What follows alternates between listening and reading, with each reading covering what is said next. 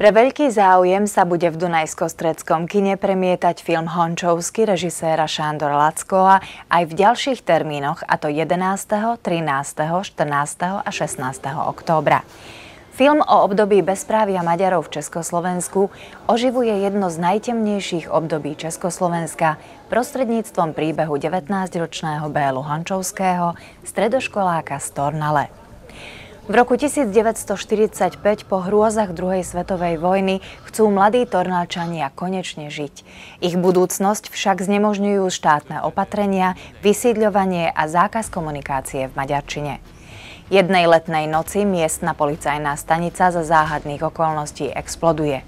Béla Hončovský preberá zodpovednosť za atentát a je odsúdený na smrť. Nakoniec si však vinou chlapca nie je istý ani samotný prokurátor.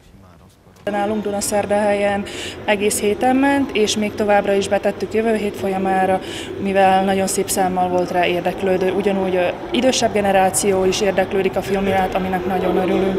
Úgyhogy péntek, vasárnap és hétfő szerdán megtekinthetik nálunk. Ha összeadjuk a nézőszámot, akkor 100-200 között van a nézők száma. Reméljük még azon a pár napon, amikor vetítsük, akkor még többen megnézik, amíg lehetőség van rá.